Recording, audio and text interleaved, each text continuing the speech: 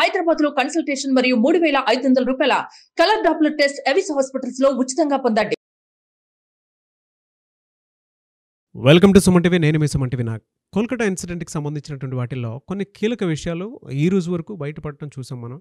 అయితే సిబిఐ ఇచ్చినటువంటి షీల్డ్ కవర్లో ఏముంది, దీనికి సంబంధించినటువంటి వాటిలో త్వరితగతిన వచ్చేటువంటి ఈ జస్టిస్లో ఏం జరగబోతోంది అండ్ ఏ విధంగా ఉండే అవకాశం ఉంటుంది అక్టోబర్ 1 లోపు అనేది ఈరోజు మనతో పాటు హైకోర్టు అడ్వకేట్ రవీంద్రనాథ్ గారు ఉన్నారు. అదంతా వారి మాటలో అడిగి తెలుసుకుందాము. Hello sir. హాయ్ నాగరాజ్ గారు. సరే, కోల్కతా ఇన్సిడెంట్కి సంబంధించినటువంటి వాటిల్లో చాలా విషయాలు అయితే ఒక్కొక్కటి బయటపడుతున్నాయి సార్. అంటే ఒక సిస్టమ్, ఎంటైర్ సిస్టమ్ని, ఆ సిస్టమ్ గురించి ఈవిడ తెలిసిన ప్రాసెస్లో ఇదంతా జరిగిందా అనుకునేటువంటి ఆలోచన, సందేహం అయితే మనకు రాక మానదు. ఎందుకు అనంటే మొత్తం గ్రౌండ్ నుంచి కదులుతున్నాయండి ఒకటేసారి. అవునండి నాగరాజ్, స్టేట్ అట్టుడికిపోయేలా విస్తుపోయేటువంటి నిజాలు ఒక్కొక్కటి బయటపడుతూ ఉన్నాయి. అప్డేట్ చేయండి సార్. మరి అప్డేట్స్ విషయానికి వస్తే నాగరాజ్ గారు, ముందుగా సుప్రీంకోర్టు ఏదైతే రేపు 27వ తేదీ జరగాల్సినటువంటి సుప్రీంకోర్టు ట్రయల్స్ని రేపు అక్టోబర్ 1కి పోస్ట్పోన్ చేశారు.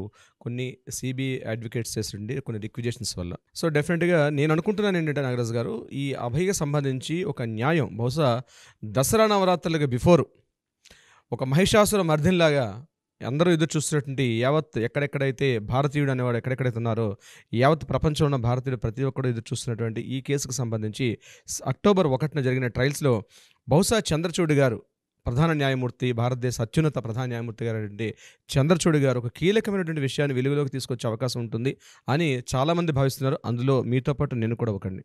వస్తేనే తొందరగా ఈ సమస్యకి పరిష్కారం జరుగుతుందని అయితే అనుకుంటున్నాం మనం.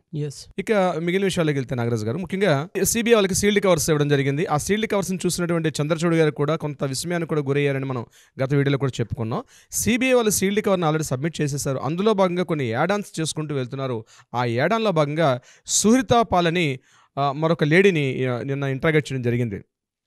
ఈ సుహృతా పాల్ ఎవరంటే, ఆర్జికర్ మెడికల్ కాలేజీలో ఎప్పుడైతే ఆగస్టు 9న జరిగినటువంటి సంఘటన తర్వాత ఈ సందీప్ ఘోష్ ప్రిన్సిపాల్ని అక్కడి నుంచి సస్పెండ్ చేసి వేరే కాలేజీ ట్రాన్స్ఫర్ చేసినప్పుడు స్టేట్ గవర్నమెంట్ ఇమ్మీడియట్గా ఛార్జ్ తీసుకోవడం కోసం చెప్పి సుహృతా పాల్ని అక్కడ ఒక ప్రిన్సిపాల్గా అపాయింట్ చేశారు, మానస బందోపాధ్యాయ కన్నా బిఫోర్. ఈ సుహృతా పాల్ ఒక 4 days పాటు ఉన్నారు ఈవిడ ప్రిన్సిపాల్గా. ఈవిడ వెస్ట్ బెంగాల్ మహిళా శిశు సంక్షేమ శాఖలో ఒక కార్యదర్శిగా పనిచేస్తున్నటువంటి ఒక కీలకమైన వ్యక్తి సుహృతా పాల్ గారు. ఆవిడని ఆగస్టు 9 నుంచి 15 వరకు, అంటే సుప్రీంకోర్టు సుమోటోగా తీసుకునేదాకా ఈ 4 రోజుల పాటు ఆవిడ కీలక బాధ్యతలు వహించారు ఆర్జికర్ మెడికల్ కాలేజీ ప్రిన్సిపాల్గా. అయితే ఈవిడ ఉన్న టైంలోనే ఆ ఆర్జికర్ మెడికల్ కాలేజీ మీద దారుణటువంటి ఒక దాడి జరిగింది. నిరసనలు ఉవ్వెత్తున వెల్లువిరిసే ఈవిడికి అపాయింట్ చేశారు. అపాయింట్మెంట్ ఆర్డర్ తీసుకుని ఆవిడ ఆర్జికర్ మెడికల్ కాలేజీకి వెళ్తే ఈవిడ నా కాలేజీకి రాకుండా కొన్ని వేల మంది నిరసనకారులు అక్కడ ప్రొటెస్ట్ చేశారు. ఆవిడ అందరినీ దాటుకుంటూ లోపల కాలేజీకి వెళ్ళి అక్కడ ఉండి సూపరింటెండెంట్ గారికి ఆ లెటర్ని హ్యాండ్ ఓవర్ చేసి ఆవిడ డ్యూటీస్లో జాయిన్ అవుదంటూ కూడా ఆవిడని ఒక్క రోజు కూడా లోపలికి రానివ్వకుండా ఇబ్బంది పెట్టారు నిరసనకారులు. ఆ రోజు ఆగస్టు 10వ తారీఖు నాడు ఆవిడ అక్కడ రిక్వెస్ట్ చేశారు కూడా, ఆ వేల మంది ఉద్దేశించి కూడా మాట్లాడారు. నన్ను డ్యూటీలో జాయిన్ చేస్తేనే కానీ నేను మిగిలిన విషయాలు ఇక్కడ నేను ముందుకు తీసుకోవాలని కదా, ఇక్కడ సందీప్ ఘోష్ గారు చేసిన అక్రమాలు ఏవైతే ఉన్నాయో నేను లోపలికి వెళ్ళి ఛార్జ్ తీసుకుంటేనే నేను వెలుగులోకి తీసుకొస్తానని ఆవిడ చెప్పడం జరిగింది. అయినప్పటికీ కూడా నిరసనకారు లేకపోతే ఆవిడ తన ప్రాణ భయంతో సుహృతా పాల్ గారు అక్కడ నుంచి పారిపోయారు. ఆ రోజు ఇమీడియట్గా ఆవిడ 2 రోజులు కనబడలే, అంటే ఆగస్టు 10th 11th 2 days కనబడలేదు. అప్పుడు ఏం చేశారు నిరసనకారులు అక్కడ నుంచి మళ్ళీ స్వాస్థ్య భవన్ దగ్గరకు వచ్చి, మాకు కొత్తగా నియమించినటువంటి ఈ పాల్ ఎవరైతే సుహృతా పాల్ గారు మాకు కనిపించట్లేదు, ఈవిడ ఏమైపోయారో కనిపెట్టండి అని చెప్పి వాళ్ళొక మెమోరాండం రాసి అందరూ కూడా స్వాస్థ్య భవన్, అంటే ఏది ఆరోగ్య శాఖ ప్రధాన శాఖ ఆఫీస్ ఎక్కడైతే ఉంటుందో అక్కడ సబ్మిట్ చేయడం కూడా జరిగింది. అయితే ఈ సుహృతా పాల్ గారు ఆవిడనమాట. ఆవిడని నిన్న సిబిఐ వాళ్ళు, మీరు 5 days ఉన్నారు కదా, మీరు ఏమైనా దీనికి సంబంధించి ఏమైనా కీలక ఆధారాలు తీసుకున్నారా, సందీప్ ఘోష్ సంబంధించి ఏమైనా కొత్త విషయాలు బయటకు వచ్చాయని చెప్పి ఆవిడని కూడా పిలిచి ఒక 2 గంటల పాటు విచారించడం కూడా జరిగింది. అంటే ఇక్కడ సిబిఐ వాళ్ళు ఏ ఒక్క చిన్న పాయింట్ కూడా విడిచిపెట్టకుండా అన్ని ఆల్ కార్నర్స్, ప్రతి కార్నర్ని ఎడ్జ్ చేస్తూ ప్రతి కార్నర్లో ఉన్నటువంటి పాయింట్స్ని కూడా తీసుకొచ్చి తమ యొక్క స్ట్రాంగ్ ఏదైతే తమ ఇస్తున్నటువంటి ఈ ఛార్జ్ షీట్ ఫైల్ చేసే ముందు ప్రతి ఒక్క కారణాన్ని కూడా, అంటే ఒక కేస్ స్టడీ చేయడానికి ఒక LLB స్టూడెంట్కి, ముఖ్యంగా లా చదివే విద్యార్థులకి, దీని మీద నల్సార్ లా యూనివర్సిటీ వాళ్ళు ఆల్రెడీ ఒక థీసిస్ కూడా సబ్మిట్ చేయడానికి చేస్తుందని తెలిసింది. రీసెంట్గా నాకు మా పాత కొంతమంది ఫ్రెండ్స్ చెప్పారంటే నల్సార్ లా యూనివర్సిటీలో కొంతమంది స్టూడెంట్స్ ఎస్పెషల్లీ కలకట్టా కేసు మీద ఒక థీసిస్ సబ్మిట్ చేస్తారని చెప్పారు. అయితే వాళ్ళు నాతో నేను మాట్లాడడం జరిగింది. మన వీడియోస్, ముఖ్యంగా నాగరాజు మీకు చెప్పాలి, మన వీడియోస్ స్పెషల్గా వాళ్ళు అడగడం జరిగింది. మీరు నాగరాజు గారు కలిసి చేసిన వీడియోస్ ఉన్నాయి కదా, మాకేమైనా థీసిస్కి మాకేమైనా ఉపయోగపడతాయని చెప్పి అడగడం జరిగింది. నేను డెఫినెట్గా నేను మీకు వితౌట్ పర్మిషన్ నేను డైరెక్ట్గా ఆఫ్ రికార్డ్ నేను చెప్పాల్సింది ఆన్ రికార్డ్ లో మాట్లాడుతున్నాను. అదే డెఫినెట్గా అండి, నా దాకా కూడా ఇన్ఫర్మేషన్ వచ్చింది, నాకు చెప్పారు కూడా. అంటే మీ టీం వాళ్ళే నాకు కాల్ చేసి చెప్పారు, "సార్ ఇలా వీడియోస్ మొత్తం సిరీస్ మీరు చేసినటువంటి ఆల్మోస్ట్ ఒక 200 to 300 వరకు ఉన్నాయి కదా, సిరీస్ అంతా కావాలని" చెప్పేసి అడిగారు. అంటే వాళ్ళు ఎక్స్పెక్ట్ చేసేటువంటిది ఇందులో ప్రతి డేటాని మనం చాలా డీటెయిల్డ్గా ఇచ్చాం కాబట్టి ఆ ఇన్ఫర్మేషన్ అంతా ఒకసారి స్టడీ చేస్తే బహుశా మాకు వేరే కేసుకో లేదంటే ఇంకొక దానికో ఉపయోగపడే అవకాశం ఉంటుంది లేదంటే ఈ కేస్ స్టడీలో ఎంటైర్ కేస్ స్టడీలో ఏం జరిగింది అనేటువంటి విషయం తెలుసుకోవడానికో దానికి సంబంధించింది అయితే అడిగారని నాకు కూడా కాల్ వచ్చింది. మీ టీం దగ్గర నుంచే నాకు కాల్ వచ్చి చెప్పారు. వాళ్ళు నల్సార్ లా యూనివర్సిటీలో స్టూడెంట్స్ యాక్చువల్గా వాళ్ళు డాక్టరేట్ చేద్దాం థీసిస్ కోసం చెప్పి మీరు నాగరాజు గారి కాంబినేషన్లో ఉన్నటువంటి అవి మాకు ఇవ్వగలిగితే మాకు ఉపయోగపడతాయి, ఎందుకంటే యూట్యూబ్లో మేము సెర్చ్ చేసుకోవడం చాలా కష్టం అవుతుంది, ఒక సెట్ ఆఫ్ ఒక సిరీస్లా చేస్తే బాగుంటుంది మమ్మల్ని అడిగారు. బహుశా విత్ యువర్ పర్మిషన్ అది మీ మాట్లాడితే అది చేసే అవకాశం ఉంటుంది నాగరాజు గారు. డెఫినెట్గా సార్, డెఫినెట్గా చేద్దాము. నాకు కూడా చాలా బాగా అనిపించింది. అంటే మన జీవితంలో sir your knowledge and my knowledge, మీరు చూసింది నేను చూసింది ఏదున్నా సరే అని, but when it comes to judgment point, న్యాయం కోసం పోరాటం చేసే దాంట్లో నా లైఫ్లో నేను ఇన్ని వీడియోస్ అయితే చేయలేదు. నేను చాలా ప్రౌడ్గా కూడా ఫీల్ అవుతాను. అంటే ఒక్కొక్క రైట్ కాజ్ కోసం చరిత్రకు నాంది పలిగేటువంటి ఒక్కొక్క మంచి కోసం మేము ఫైట్ చేసుకుంటూ కూడా వీడియోస్ని అప్డేటెడ్ ఓరియంటెడ్లో ఇచ్చామని చెప్పేసి చెప్పుకోవడం ఏం మాత్రం సందేహించను. అండ్ నేను చెప్తున్నాను సార్, అంటే సొసైటీ కోసం ఒక మంచి కోసం మీరు నేను ఈ సెట్ చేసినటువంటి బెంచ్ మార్క్ స్టాండర్డ్ ఈ ఇన్ఫర్మేషన్ ఏదైతే ఉందో, అప్డేట్స్ ఏవైతే ఉన్నాయో, నో డౌట్ చాలా బ్లెస్సింగ్ కూడా అనిపిస్తుంది నాకు. ఎందుకంటే మనకు ఆడియన్స్ అంత బాగా రిసీవ్ చేసుకున్నటువంటి విధానం. అంటే ఈ రోజుకి అది చూసిన తర్వాత ఏదైనా చిన్న ప్రాబ్లం వస్తే ప్రతి ఆడపిల్ల కూడా ఫోన్ చేసి అడుగుతూ ఉన్నారు, మీకు సార్ మాకు ఇది ఉంది, దీన్ని ఎలా క్లియర్ చేసుకోవాలని చెప్పేసి. ఆ విషయంలో మాత్రం మీకు కూడా స్పెషల్ థ్యాంక్స్ చెప్తూ హ్యాట్స్ ఆఫ్ చెప్పాలి. ఓపిక్గా కూర్చొని చేయటం, దాంతోపాటు తెలుసుకోవటము, దీని ద్వారా ఎవరైనా కాల్స్ చేసినా కూడా అపాయింట్మెంట్ తీసుకుని వాళ్ళు కూడా ఓపిక్గా మీరు చెప్పడం. ముఖ్యంగా ఏ శాటిలైట్ ఛానల్స్ చేయనటువంటి సాహసాన్ని మీ ముఖంగా సుమన్ టీవీ యాజమాన్యం చేసినటువంటి ఈ సాహస కృత్యం ఏదైతే ఉందో డెఫినెట్గా ఇది హిస్టరీని క్రియేట్ చేస్తుంది. నో డౌట్ అండి. డెఫినెట్గా ఇది ఒక థీసిస్ సబ్మిట్ చేసి అందులో సుమన్ టీవీ అన్నటువంటి ఒక మార్క్ కనిపిస్తే మనం చేసిన ఏదైతే కృషి ఉందో డెఫినెట్గా ఒక బెంచ్ మార్క్ అయితే అవుతుంది నాగరాజు సంబంధించి. ఇక మన విషయాల్లోకి వెళ్తే సూరితా పాల్ గారిని 2 గంటల పాటు ఇంట్రాగేషన్ చేయడం జరిగింది. దానికి సంబంధించి ఆవిడని కూడా 2 గంటల పాటు మాట్లాడారు, ఏమైనా కీలకమైన పత్రాలు దొరుకుతాయని చెప్పి. డిస్కషన్లో ఏం జరిగింది అన్న విషయం అయితే వెలుగులోకి రాలేదు. ఇది ఒక పాయింట్. నెంబర్ 2 పాయింట్లోకి వెళ్ళగలిగితే ఆర్జికర్ మెడికల్ కాలేజీలో ఉన్నటువంటి ఒక సుమారుగా 51 మందిని ఇంతకుముందు ఇంట్రాగేట్ చేశారని మనం ఒక వీడియోలో మాట్లాడుకోవడం జరిగింది. అంటే ఎవరు వీళ్ళంటే ఈ నార్త్ బెంగాల్ లాబీలో ఉంటూ ఇక్కడ కీలకమైనటువంటి పాత్రలు, అంటే ఈ మొత్తం ఒక మాఫియా ముఠా అని చెప్పుకున్నాం. నార్త్ బెంగాల్ లాబీ ఒక మాఫియా ముఠా. ఆ మాఫియా ముఠా ఇన్ఫ్లుయెన్స్ చేయబడి ఇక్కడ ఉన్నటువంటి వైద్యాధికారులు అయితేనేమి, మెడికల్ స్టాఫ్ అయితేనేమి, నర్సింగ్ స్టాఫ్ అయితేనేమి, టోటల్గా కొంతమంది ఒక కీ పోస్టులు ఉండి వీళ్ళందరూ కూడా ఎంటైర్ వ్యవస్థని వీళ్ళు కంట్రోల్ చేస్తున్నారు. అంటే north Bengal medical college main centre అయితే ఆర్జికర్ మెడికల్ కాలేజ్ దానికి ఒక బ్రాంచ్ ఆఫీస్లో పనిచేస్తూ ఎంటైర్ ఈ హెడ్ ఆఫీస్ బ్రాంచ్ ఆఫీస్ తోటి త్రూఅవుట్ కలకట్టాలో ఉన్నటువంటి 48 మెడికల్ కాలేజీలని వీళ్ళు మానిటరింగ్ చేస్తూ ఆపరేట్ చేస్తూ ఎక్కడ ఏ చిన్న ప్రాబ్లం ఉన్నా వీళ్ళు వెళ్ళి అక్కడ ఇమీడియట్గా అక్కడికి వెళ్ళడం, ముఖ్యంగా అక్కడ బ్రైబ్ తీసుకోవడం, వైద్యాధికారుల వల్ల ప్రమోషన్స్ ఇవ్వడంలో కానీ, సర్టిఫికేట్స్ ఇవ్వడంలో కానీ, ఎన్నో విషయాల్లో ఈ north Bengal lobby branch office కాబట్టి ఆర్జికర్ మెడికల్ కాలేజ్ చేస్తున్న యాక్టివిటీగా మనం చెప్పుకోవడం జరిగింది. అందులో భాగంగా ఒక 51 మందిని ఆల్రెడీ ఇంట్రాగేషన్ చేశారు సిబిఐ వాళ్ళు. అయితే రీసెంట్గా ఈ 51 మందితో పాటు మరొక 8 మందిని యాడ్ చేసి మొత్తం 59 మందిని వీళ్ళు పూర్తిగా సస్పెక్ట్ చేశారు. ఆ 59 మందిలో స్టూడెంట్స్ ఉన్నారు, మెడికల్ ఆఫీసర్స్ ఉన్నారు, గవర్నమెంట్ ప్రెసిడెంట్ కీ పోస్టులు ఉన్న అధికారులు ఉన్నారు. మొత్తం అందరూ కలిసి ఒక 59 మందిని కూర్చోబెట్టి వాళ్ళని ఛార్జ్ షీట్ ఫైల్ చేసే ముందు వీళ్ళు ఇంటరాగేట్ చేశారు. ఎందుకంటే ఒక్కొక్కరిని విడివిడిగా చేసే సమయం పడుతుందని 8 మందిని ఒక హాల్లో కూర్చోబెట్టి 8 మందిని గ్రూప్లో పెట్టి ఒక్కొక్క క్యాండిడేట్ దగ్గర ఒక్కొక్క ఆఫీసర్ కూర్చుంటూ ఇమ్మీడియట్గా క్వశ్చన్ ఫామ్స్, టైం సరిపోవట్లేదు, డేట్ దగ్గర అవుతుంది, అందుకని చెప్పి ఒక మార్థాన్ టెస్ట్ క్వశ్చనర్ ఫామ్ తయారు చేసి టకా 2 గంటల పాటు ఒక్కొక్కరిని కూడా విచారించడం జరిగింది. ఇవన్నీ కూడా రికార్డ్ చేశారు. ఈ రికార్డ్స్ అన్ని కూడా రేపు సుప్రీంకోర్టు 1వ తారీఖున జరిగినటువంటి ట్రయల్స్లో వీటన్నిటిని కూడా ఫైల్ చేసే అవకాశం ఉంటుంది. దీనికి సంబంధించినటువంటి ఈ నార్త్ బెంగాల్ లాబీ సంబంధించింది. ఇక 3వ పాయింట్ మనం మాట్లాడుకోగలిగితే ముఖ్యంగా నాగరాజ్ గారు, సంజయ్ ఘోష్తో పాటు అరెస్ట్ కాబడినటువంటి బిప్లవ్ సింగ్, అదేవిధంగా సుమన్ హాజ్రా, నెక్స్ట్ అఫ్సర్ అలీ ఖాన్, అంటే సందీప్ ఘోష్తో పాటు కీలకంగా ఉన్నట్టు 3 వ్యక్తులు, మొత్తం సందీప్ ఘోష్తో కలిపి 4. ఈ 4 కూడా నార్కో టెస్ట్కి అడిగారు వీళ్ళు. సిబిఐ నిన్న సెల్డా కోర్టులో రిక్వెస్ట్ చేశారు. అయితే సెల్డా కోర్టు పర్మిషన్ చేశారు నార్కోటిక్ టెస్ట్ చేయమని చెప్పి, కానీ ఇమీడియట్గా సందీప్ ఘోష్ యాక్సెప్టెన్స్ ఇవ్వలేదు. దీని మీద ఈరోజు మరలా సిబిఐ మరలా స్పెషల్ ఇన్వెస్టిగేషన్ చేసి మనకి సిబిఐ వీళ్ళైతే రిలీజ్ చేసిన న్యూస్ ప్రకారం మనం తెలిస్తే ఈరోజు సందీప్ ఘోష్కి నార్కోటిక్ టెస్ట్ చేసే అవకాశం అయితే 100% అవకాశం ఉంది.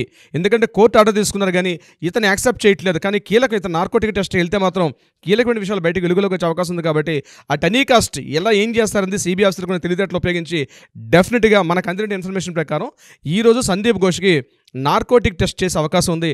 డెఫినెట్గా ఈవినింగ్ కానీ రేపు మార్నింగ్ కానీ దీనికి సంబంధించిన కీలకమైన విషయాలు కూడా వెలుగులోకి వచ్చే అవకాశం ఉంది. బట్ చాలామంది అనుకుంటున్నారు ఎందుకంటే ఒక డాక్టర్ ఇతను రిజెక్ట్ చేశాడు కాబట్టి ఈ నార్కోటిక్ టెస్ట్ ఫెయిల్ అవుతుంది, అంటే నార్కోటిక్ టెస్ట్లో కొన్ని నిజాలు బయటపడతాయనే ఉద్దేశంతో సందీప్ ఘోష్ రిజెక్ట్ చేస్తున్నాడు. కానీ ఇతను నార్కోటిక్ చేస్తే మంచిదని చెప్పి చాలామంది కోరుతున్నారు. బస్ సిబిఐ ఆఫీసర్స్కి అక్కడ ఉన్న ఆఫీసర్స్కి ఇది ఒక పెద్ద ఛాలెంజింగ్. అతన్ని ఒప్పించి నార్కోటిక్ టెస్ట్కి అతను యాక్సెప్టెన్స్ ఇచ్చి ఎలా తీసుకెళ్తారంది really today is a challenge for the CBI officers అండి. సో ఇది ఒక కీలకమైన పాయింట్. ముఖ్యంగా వెస్ట్ బెంగాల్లో ఏదైతే ఆగస్టు 9న జరిగిన సంఘటన జరిగిందో ఆ 9 తరువాత కొన్ని కీలకమైనటువంటి విషయాలు జరిగాయి. అందులో ప్రధాన భాగం అంటే రాత్రిరేర్ సతి. ఇది ఒక వెస్ట్ బెంగాల్ పథకం. అంటే ఏంటంటే వెస్ట్ బెంగాల్ ప్రభుత్వం రాత్రిపూట విధులు నిర్వహిస్తున్నటువంటి మహిళా ఉద్యోగులకు, లేడీస్ ఎంప్లాయ్మెంట్కి అందరూ కూడా, ముఖ్యంగా ఈ గవర్నమెంట్ మెడికల్ కాలేజీలో, హాస్పిటల్స్ రాత్రిపూట పనిచేసే నర్సింగ్ సిబ్బంది కోసం ఉపయోగపడే విధంగా మమతా బెనర్జీ ప్రభుత్వం వారు ఒక కీలకమైన ఒక పథకాన్ని తీసుకొచ్చారు, ఒక ప్రోగ్రామ్ తీసుకొచ్చారు. ఆ ప్రోగ్రాం పేరు రాత్రిరేర్ సతి. అంటే రాత్రి వేళలో మీ యొక్క సహాయకారుడు అని మీనింగ్ తెలుగులోకి వస్తుంది బహుశా. ఈ రాత్రిరేర్ సతి అండి ఇది యాక్చువల్గా ఒక మొబైల్ యాప్. ఈ మొబైల్ యాప్ని ప్రతి ఒక్క ఉమెన్ ఎంప్లాయ్ డెఫినెట్గా తమ మొబైల్లో చేసుకుంటే చాలా ఫీచర్స్ ఉంటాయి. అందులో అలారమ్స్ అలర్ట్ ఉంటుంది, మెడికల్ ఎమర్జెన్సీ ఉంటుంది, పోలీస్ డీసీపీ దగ్గర నుంచి కీలకమైన పోలీస్ ఆఫీసర్ల యొక్క ఫోన్ నెంబర్స్ ఉంటాయి. అంటే SOS అని మనకు ఆల్రెడీ ఐఫోన్లో మనకు ఒక ఆప్షన్ ఉంటుంది. దానికన్నా అడ్వాన్స్గా ఒక యాప్ని క్రియేట్ చేస్తారు. ఇది మ్యాండేటరీ చేశారు ప్రతి ఒక్క మహిళా ఉద్యోగిని, అది సాఫ్ట్వేర్ ఎంప్లాయ్ అని ఎవరైనా పర్వాలేదు. కానీ బిఫోర్ ఏంటంటే ఇందులో ఖచ్చితంగా ప్రతి ఒక్క మెడికల్ స్టూడెంట్ కావచ్చు, మెడికల్ ఎంప్లాయ్ కావచ్చు, ఎవరైనా కావచ్చు, నర్సింగ్ స్టాఫ్ అందరూ కూడా ఈ మొబైల్ యాప్ మ్యాండేటరీ చేస్తూ ఆగస్టు 10వ తారీఖు నాడే ఒక ఉత్తర్వులు జారీ చేశారు. అయితే దీనికి సంబంధించి సుప్రీంకోర్టులో ఒక కీలకమైన వ్యాఖ్యలు కూడా చేశారు చంద్రచూడ్ గారు ఈ కార్యక్రమానికి సంబంధించి. ఏమిటి కీలకమైన వ్యాఖ్యలు అంటే, కపిల్ సిబాల్ గారి విషయాన్ని మాట్లాడుతూ మేము ఇక ప్రోగ్రామ్ చాలా అద్భుతంగా తీసుకొచ్చాం, ఇది చాలా ఉపయోగపడుతుంది మహిళా ఉద్యోగాలు అంటే, చంద్రచూడ్ గారు నిజంగా ఒక స్థానంలో ఉన్నటువంటి వ్యక్తి ఈ మాట్లాడిన మాట ఈరోజు మమతా బెనర్జీ ప్రభుత్వానికి ఏదైతే ఉందో, బెనర్జీ గారి ప్రభుత్వానికి ఈరోజు ఒక సవరణ చేసుకున్నారు ఆయన సూచన మేరకు. ఏమిటి ఆ సూచన అంటే, ఆయన మాట ఏంటన్నారంటే, మీరు కరెక్టే, మీరు యాప్ని క్రియేట్ చేస్తారో బాగుంది, మహిళా ఉద్యోగులకి మీరు ప్రొడక్ట్ చేస్తున్నారు. కానీ ఎక్కువగా ఈ మెడికల్ స్టూడెంట్స్, నర్సింగ్ స్టాఫ్స్ యొక్క ఏజ్ 18 to 23 years. ముఖ్యంగా ఒక MBBS students age 18 to 23-24 years మధ్యలో ఉంటుంది మ్యాక్సిమం ఏజ్. ఈ టైంలో ఉన్నటువంటి వీళ్ళని ప్రొడక్ట్ చేసేదానికి అక్కడ మీరు గవర్నమెంట్ సిబ్బంది ఇచ్చారు. వీళ్ళు గవర్నమెంట్ ఎంప్లాయీసా లేకపోతే వాలంటీర్సా అని క్వశ్చన్ వేయడం జరిగింది. అంటే పెయిడ్ ఆర్టిస్ట్లా, అంటే కాంట్రాక్ట్ బేస్డ్ తీసుకున్నటువంటి వాళ్ళ, లేకపోతే ఫుల్ టైమ్ గవర్నమెంట్ ఎంప్లాయీస్ అని అడగడం జరిగింది. అప్పుడు కపిల్ సిబాల్ గారు ఏం చెప్పారంటే, కొంతమంది కాంట్రాక్ట్ వాళ్ళు ఉన్నారు, బట్ 90% కాంట్రాక్ట్ ఉద్యోగాలే ఉన్నాయి, కానీ ఓన్లీ 10% స్టేట్ ఎంప్లాయీస్ ఉన్నారు, మాకు ఫండ్స్ సరిపోవట్లేదని ఒక విషయాన్ని చెప్పడం జరిగింది కపిల్ సిబాల్ గారు. అప్పుడు చంద్రచూడ్ గారు ఏమన్నారంటే, కాంట్రాక్ట్ బేస్లో వచ్చినటువంటి ఉద్యోగాలకి మీరు ఏ రకంగా వాళ్ళకి మీరు కన్ఫర్మేషన్ ఇస్తారు, వాళ్ళకి మీరు ఏమైనా ట్రైనింగ్ అయితే ఉంటుంది కదా, వాళ్ళకి మ్యాక్సిమం 2 days 3 days ఇస్తారు, కానీ వాళ్ళని తీసుకొని మీరు భద్రత ఏ రకంగా ఇవ్వగలుగుతారు వీళ్ళకి. సో మీరు ఫుల్ టైం స్టాఫ్ని తీసుకోగలిగితే మహిళా ఉద్యోగులకు భద్రత వస్తుందని చెప్పి ఆయన సూచన ఏదో చేశారో దానికి సంబంధించి ఈరోజు మమతా బెనర్జీ ప్రభుత్వం ఏం చేశారంటే, కొత్తగా రిక్రూట్మెంట్ చేయడం కోసం ఈ రాత్రిరేర్ సతి అనే ప్రోగ్రాంలోని ముఖ్యంగా ఈ ఎంప్లాయీస్, ముఖ్యంగా మోస్ట్ ఆఫ్ అందులో ఉండేది కూడా ఉమెన్సే ఉంటారు స్టాఫ్. ఓన్లీ 20% మేల్ స్టాఫ్ని పెట్టి 80% ఫీమేల్ స్టాఫ్ని పెట్టి ముఖ్యంగా రాత్రిపూట గస్తీ, పోలీస్ విధుల్లో కానీ, వాలంటీర్ వ్యవస్థ కానీ, వాళ్ళకి కావాల్సిన ఏమైనా వాళ్ళకి సహాయ సహకారాలు చేయడం కోసం చెప్పి ఒక ప్రోగ్రామ్ తీసుకొచ్చాడు. నిజంగా అభినందనీయం. ఈ ప్రోగ్రామ్ ఏదైతే ఉందో, ఈ రాత్రిరేర్ సతి అనే ప్రోగ్రామ్ ఏదైతే ఉందో, బహుశా దీన్ని మిగిలిన స్టేట్స్ కూడా ఒక రోల్ మోడల్గా తీసుకొని, అన్ని స్టేట్స్ కూడా, ఇది మన ఏపీ తెలంగాణలో కూడా ఈ ప్రాబ్లం ఉంది. ఎందుకంటే చాలామంది చాలా పెద్ద హాస్పిటల్లో లక్షలాది మంది ఉద్యోగాలు చేస్తారు కాబట్టి వాళ్ళకి, మనకి అక్కడ ఆల్రెడీ షీ టీమ్స్ అని ఉంది, సాఫ్ట్వేర్ ఎంప్లాయీస్కి ప్రొడక్ట్ చేస్తూ షీ టీమ్స్ అని అప్పుడు మనకి బీఆర్ఎస్ ప్రభుత్వం మనకి ప్రవేశపెట్టారు. అదేవిధంగా ఈ కార్యక్రమం ఏదైతే ఉందో, ఈ రాత్రిరేర్ సతి అనే ప్రోగ్రాం ప్రకారం, అంటే ఒక కార్యక్రమం లాగా ఒక డిజైన్ చేసినటువంటి ఒక షెడ్యూల్ మనం చేస్తే బాగుంటుంది. నేను కూడా సూచన చేస్తాను యాజ్ బీయింగ్ అన్ అడ్వకేట్గా నాగరాజ్ గారు. డెఫినెట్గా వెరీ మంచి ప్రోగ్రామ్గా నాకు అనిపిస్తుంది. అయితే నాగరాజ్ గారు, ఈ కేసుకు సంబంధించి ఏవైతే వివరాలు ఉన్నాయో, బహుశా ఈరోజు సందీప్ ఘోష్కి సంబంధించి నార్కోటిక్ టెస్ట్ కానీ చేయగలిగితే కీలకమైన విషయాలు కూడా వెలుగులోకి వచ్చే అవకాశం ఉంది. ఇంతకుముందు మనం ఈ వేదికలో మనం మాట్లాడుకునే ముందే చెప్పాం మనం ఏంటంటే, బహుశా 99% నా అంచనా ప్రకారం అక్టోబర్ 1వ తారీఖు ఇచ్చినటువంటి సుప్రీంకోర్టు ఏదైతే కీలకమైనటువంటి విషయాలు వెలుగులోకి వచ్చే అవకాశం ఉంటుంది. బహుశా సంజయ్ రాయ, గ్యాంగ్ రేప ఏదైతే 2 నెలల పాటు మనం సుమారుగా 2 months పాటు మనం పడుతున్నటువంటి, సుమారుగా అక్టోబర్ 1st అంటే నాకు తెలిసి సుమారుగా 50 days అవుతుంది ఆ రోజుకి. సో 50 రోజుల పాటు జరుగుతున్న సస్పెన్స్కి ఒక ముగింపు కథ, ఒక శుభం కార్డు పడే అవకాశం ఉంటుందని అయితే అందరు గట్టిగా కోరుకుంటున్నారు. అందులో నేను కూడా ఉన్నాను నాగరాజు గారు. డెఫినెట్గా అండి, మనతో పాటు మన ఆడియన్స్ కూడా ఉన్నారు. అండ్ ఇక్కడ మన ఆడియన్స్కి స్పెషల్ థ్యాంక్స్ చెప్పాల్సిన అవసరం, బాధ్యత రెండూ ఉంది. సో రాజేష్ గారు అని చెప్పేసి మాకు ఈ కేసు స్టడీ చేసుకుంటూ వెళ్ళిపోయేటప్పుడు మీ దగ్గర చట్టాలకు సంబంధించినటువంటి అవగాహన బుక్స్ కూడా ఉంటే బాగుంటుందని చెప్పేసి పంపించడం జరిగింది. 2 books, ఒకటి నాకు, ఒకటి మన రవీంద్రనాథ్ గారికి పంపించడం జరిగింది. అండ్ కొంతమంది సైకాలజీ బుక్స్ కూడా సెండ్ చేశారు. స్పెషల్ థ్యాంక్స్, ఎందుకంటే అంత బాగా రిసీవ్ చేసుకొని ఇంకా స్టడీ చేసి ఏమన్నా ఉంటే చట్టాల మీద అవగాహన కూడా కల్పించండి. ప్రతి ఒక్కరికి బ్రతికే హక్కు ఉంది, దాన్ని చాలామంది వేరే వాళ్ళు చెప్పు చేతుల్లో పట్టుకొని కాలరాశిలా చేస్తూ ఉన్నారు. దయచేసి మీరు వాటి మీద స్పందించండి అని చెప్పేసి స్టూడియోకి వచ్చి మరీ మాట్లాడి వెళ్ళడం జరిగింది. So special thanks to him. And నిజంగా సార్, మన ఆడియన్స్కి అయితే లిటరల్లీ చెప్పాలి అని అంటే, ఇంత ఓన్ చేసుకోవటం అనేది అంటే చాలా చేస్తూ ఉంటాం, కానీ ఇక్కడ ఈ పరిస్థితికి సంబంధించినటువంటి వాటిలో, ఈ ఇన్సిడెంట్లో ముఖ్యంగా చెప్పాలి అని అంటే, వాళ్ళు తీసుకున్నటువంటిది, వాళ్ళు ఓన్ చేసుకున్నటువంటి విధానం చూస్తే ఎంత అదృష్టవంతులమో, మనతో పాటు ఇటువంటి ఆడియన్స్ ఉన్నారని చెప్పేసి చెప్పడంలో ఏమాత్రం సందేహం లేదండి. చాలా బాగా. ముఖ్యంగా నాగరాజు గారు, మనం ఆడియన్స్ ఏదైతే వ్యూవర్స్ ఇచ్చినటువంటి కింద మెసేజెస్ కానివ్వండి, వాళ్ళు ఇచ్చిన థంబ్నెయిల్స్, థమ్స్అప్ కానివ్వండి, నిజంగా మనల్ని మరలా ఇమీడియట్గా ఎంత మార్నింగ్ అయినా, ఎంత లేట్ అవర్స్ అయినా మనం చూడడానికి అది మనకు ఉత్సాహాన్ని కల్పిస్తుంది. ముఖ్యంగా వాళ్ళు మెసేజ్ కూడా పెడుతున్నారు. 1 గంట మెసేజ్, మన వీడియో రిలీజ్ అవ్వడం లేట్ అయినప్పుడు కూడా, సార్ ఈరోజు ఒకటే వీడియో వచ్చింది, ఇంకో 2వ వీడియో కోసం మేము వెయిట్ చేస్తున్నాం, నైట్ పడుకునేటప్పుడు కూడా మీ వీడియోస్ చూస్తూ మేము నిద్రపోతున్నాం సార్, మాకు ఏం జరుగుతుందో తెలియట్లేదు, ఎక్కడ ఎవరు ఇవ్వనటువంటి ఇన్ఫర్మేషన్ మీరు ఇస్తున్నారు, ముఖ్యంగా ఏ శాటిలైట్ ఛానల్ కూడా చేయట్లేదు, మీరు సాహసం చేస్తున్నారు, న్యాయాన్ని న్యాయంగా చెప్తున్నారు సార్. చాలా తెలుగులో సార్, అంటే తెలుగులో, ఎంటైర్ తెలుగులో, ఈవెన్ నేషనల్లో కూడా ఎక్కడ చేయలేదు ఇంత పెద్దగా కూడా నాకు తెలిసి. మీ కాంబినేషన్, నా కాంబినేషన్కి సంబంధించినటువంటి వాటిల్లో మన ఆడియన్స్ అలా నిలబెట్టేస్తారు సార్. అసలు అంటే ఒక మంచి కాజ్ కోసం చేశారు, ఫైట్ చేశారు. ఎండ్ ఆఫ్ ద డే ఆ ఫైట్ ఏ విధంగా అయితే వాళ్ళు చేశారు అంటే, మనతో పాటు మన ఆడియన్స్ కూడా ఉన్నారు కాబట్టి దానికి జస్టిస్ దొరికింది. సో అది ఒక్కొక్క సమస్యను కనుక పట్టుకుంటే చివరి వరకు ఎలా వెళ్ళగలగాలి అనేటువంటి విషయాన్ని మాత్రం ఎప్పటికప్పుడు ఈ సిరీస్ మాత్రం గుర్తు చేసుకుంటారు సార్. వెస్ట్ బెంగాల్లో నిరసన తెలిపారు.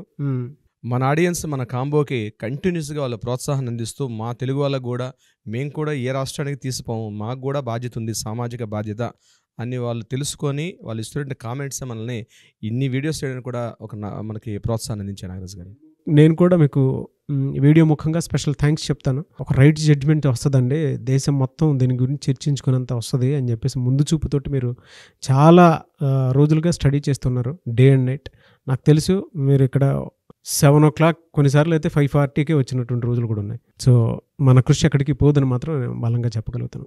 స్పెషల్ థ్యాంక్స్ టు యూ అండి. Thank you so much sir.